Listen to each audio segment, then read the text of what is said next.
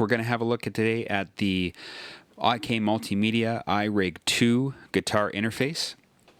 And just so you know what that is, I'll show it to you right here. That's the iRig 2. Okay. Now what we got on it is we've got on the side here, we have a through dial there. Okay, and that's going to adjust the amplification or the volume that your guitar signal is coming in. So you'll see on the front here we've got the guitar symbol, so that's where you plug your 1/4-inch cable from your guitar into. And then we're going to have the headphones. If you want to monitor what you're doing, you can plug it right into the headphones here. And then if you wanted to send the signal through the iRig out to your amp, or let's say even your audio interface going into your DAW, you can put another 1/4-inch cable right there. Okay, so that's how that works. And then this cable here, let's say you wanted to connect this to your iPad. So you would just plug this into the headphone jack on your iPhone or your iPad, or even an Android device as well. Most Android devices have really good audio capabilities now, so you don't need to worry about that. And then on the back side, you'll see here, we've got a little piece of Velcro, so you can actually like strap this to your mic stand. There you go. Let's not leave it there. Anyway, so this thing's actually really portable. I mean, literally, it fits right in your pocket. And honestly, I've used this many times in GarageBand on my iPad. I just throw it in my backpack, and I'm able to jot an idea down really quickly. I know a lot of people are still lugging their guitars around, but you know what? Let's say you go to the beach with your acoustic guitar. All you need with you is, if you've got a 1/4-inch adapter for your acoustic guitar with a pickup in it, bring a cable, this iRig 2, plug it into your smartphone and record it. The other thing is, or the only thing is on the side here, like I said, it's got this volume dial. It's really finicky. I'm not sure if this is just the one that I happen to have, but it is super, super finicky. So it's gonna frustrate you just like it frustrated me. And it's the only really qualm that I have about this device is I wish IK Multimedia put a little more leeway and just left it like an open rotary type of thing where you had lots of leeway and it moved a little easier, because this is really stiff to move. And then on the side here, it's got a through and an FX. So what that means is if you use the through side, it's just going to take the signal coming from your guitar and it's going to send it right through to this output going to your amp. Or your audio interface, whatever have you. And if you want to use the FX, then what it'll do is it'll actually use the signal that it's taking from the FX. So let's say you have it plugged into an iPad and you're using the free Amplitube that comes from IK Multimedia software. The FX will send that signal with the effects from the app to your output, and also it's going into your iPad already with that. So you know what? All in all, the thing is $50, and that's not bad at all. So if you look at, let me bring this up here. If you look at, let's say, Amazon, you're going to find it on Amazon. This is Canadian dollars. It's $43.40 on Amazon right now. I mean, honestly, that's fantastic. But you know what? Let's support the local stores. Let's go to Long and McQuaid. Long and McQuaid, you know what?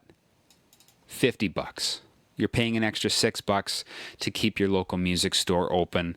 You know what? Why wouldn't a guy do that? And this way you can go to the store, meet other musicians, get into conversations, things like that, meet some other guys you maybe want to play with. You can't do that on Amazon. All you're going to do is read the reviews.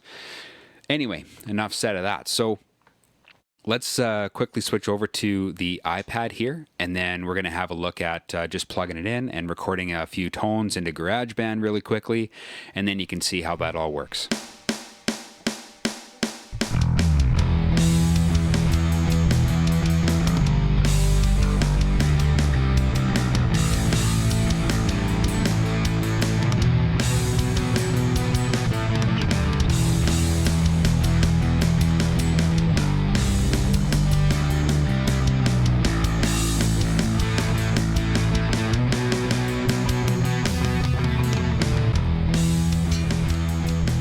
Okay, so just gonna have a quick look here, and you can see we got GarageBand open there. So all I'm gonna do now is you see the signal coming in right at the top there. Okay, so you can see we've got the green dot there. So I'm just gonna go like this. I'm gonna move that down. See, it's still really heavy.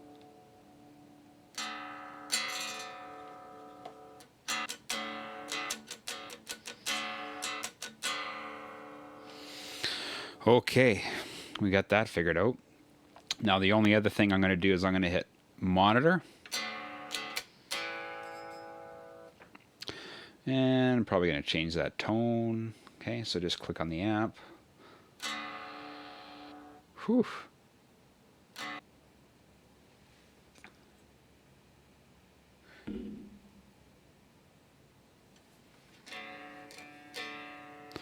That's pretty clean. All right. Yeah, so that's about it. We'll just hit the track on the top there, get us back to our track view. And I just put in a drum loop here for us to play along with. And yeah, hopefully we get some signal happening.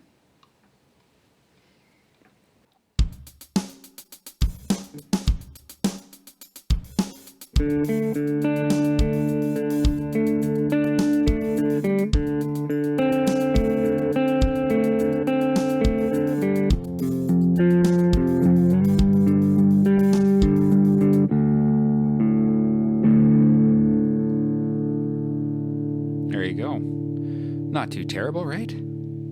Yeah. Okay.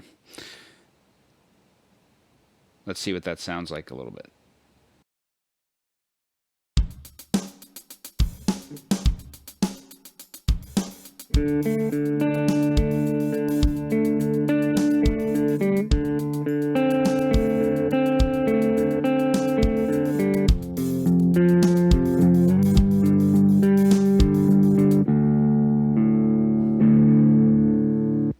There you go. Okay, so really, not all that terrible, to be honest with you. The nice thing about it is that, you know, it's got a lot of really positive things about it. It's got portability. It's got its own little FX thing. It's got some free apps that come with it, so you can download some amp sims and things like that. And then you can easily just plug it into a smartphone or your iPad or an Android phone and just rip off any ideas you might have. Take it with you to the campground if you want. Now, the only other thing is that you can use this with not just GarageBand, but you can use it with voice memos, you can use it with music memos, anything that's going to take a recording signal. So it is really, really nice. Again, the only problem that I have with this device is the fact that it's got that volume thing on the side. And like I said, I feel like there's maybe, I don't know, it needs some work. So if there's an iRig 3 that comes out, IK Multimedia, I hope that you work on this little volume knob, because it is really finicky and hard to lock in a proper amount of gain without clipping it all the time. So anyway, so that's that. I hope you guys enjoyed this one. We're going to look at putting up the iRig 2 up in Studio One as well, and recording it into your audio interface and getting it into a DAW on your computer. And we'll check out how clean the signal is going in there. If you wanted to have a look at any other videos, or you have some suggestions, leave a comment in the box below and let me know. And of course, go to our website, darkroastrecording.com, and click the subscribe link, and you'll be able to get updates on news like this, videos, anything that we're doing in the studio anytime that it comes out. So thanks again for staying tuned, and keep making music. See, if I didn't know any better, I would think there was something wrong with this one.